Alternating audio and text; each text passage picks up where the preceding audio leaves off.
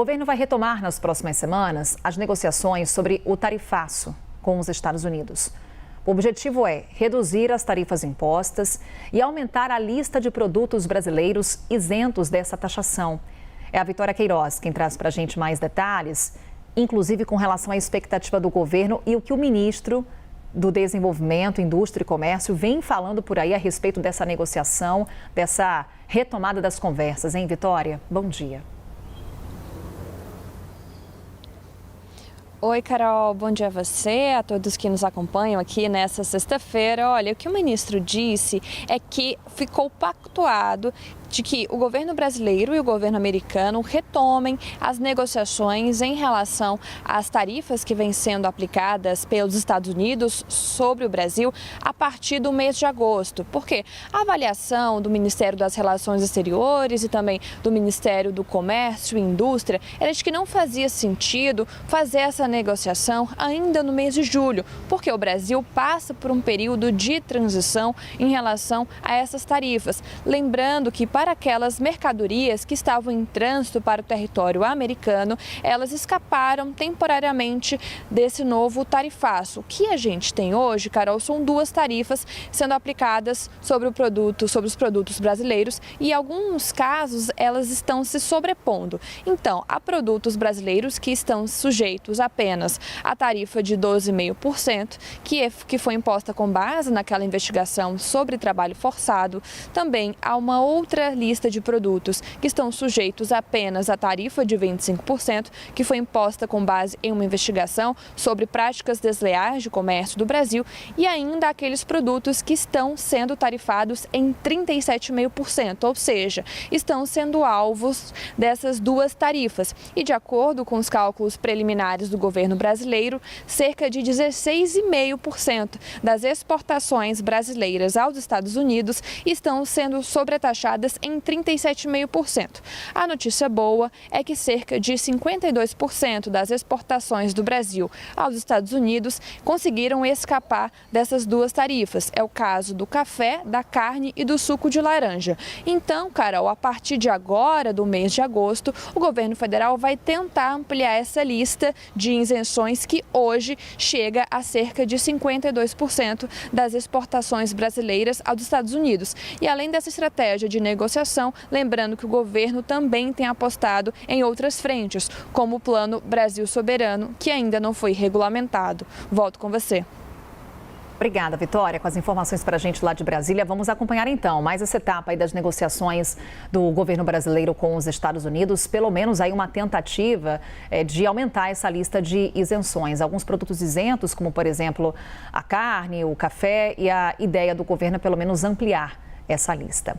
Ainda falando sobre economia, BNDES aprovou crédito de 8 bilhões de reais para 4 companhias aéreas. A operação envolve as empresas Azul, Gol, Latam e Abaeté, que poderão acessar os recursos até dezembro desse ano. Vamos falar mais sobre isso com o nosso colunista Gilvan Bueno, mais uma vez aqui com a gente. Tudo bom, Gilvan? Bom dia. Muito bom dia, Carol, você e nossa audiência nessa sexta-feira, fechando a semana com um assunto que pode impactar muito positivamente esses mercados. Pois é, e exatamente esse o ponto, né, Gilvan? Porque quando é feito esse anúncio, o BNDES diz, olha, esse financiamento busca auxiliar o setor a enfrentar os impactos da guerra no Oriente Médio. Quanto que esse setor, de fato, foi impactado e o que esse anúncio pode representar como medida estruturante para essas companhias aéreas? Carol, logo ali em maio, eu tive participando da Brasil Week e naquela oportunidade eu tive a oportunidade de conversar com o presidente de uma companhia aérea aqui do Brasil. Naquela oportunidade foi uma conversa de uns 15, 30 minutos e ele falava que o setor, lá em maio, os conflitos tinham começado em 28 de fevereiro, mas o setor já tinha ali um prejuízo de mais ou menos de 40% a 60% no seu custo produtivo, porque o querosene de aviação também é impactado, porque ele é um derivado do petróleo. E ele falava que ele já teria, em maio, um impacto de 40% a 60% no seu custo, porque isso aumentava.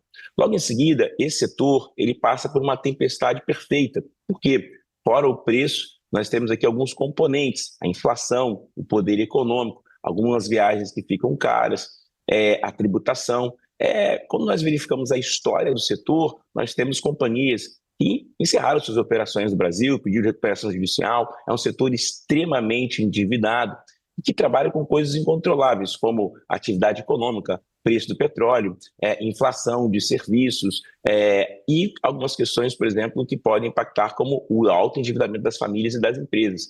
E o custo também de algumas operações. Então, nesse ponto aqui. Uma segunda questão, Carol, que chamou a atenção naquela conversa, foi que nós teremos, a partir do próximo ano, a reforma tributária, já chegando em alguns componentes. E nós não temos hoje, na reforma tributária, as notas normativas para essas próximas alíquotas. Então, o setor estava vendendo passagens sem saber quanto será a tributação.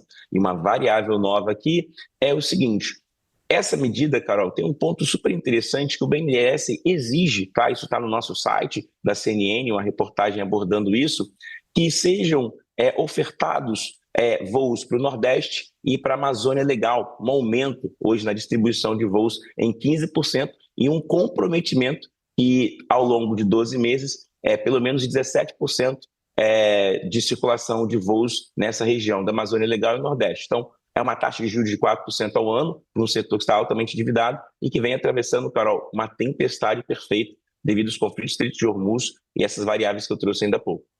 E aí, 2 pontos para a gente encerrar, Gilvan. Primeiro, do ponto de vista do consumidor, né? Porque quando a gente fala de aumento do querosene de aviação, também esse custo vai para o consumidor justamente no preço que a gente paga pela passagem aérea.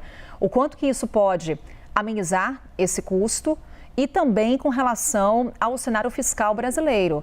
O quanto que essa medida que foi anunciada pelo BNDES é mais um componente que pode gerar preocupação ou não?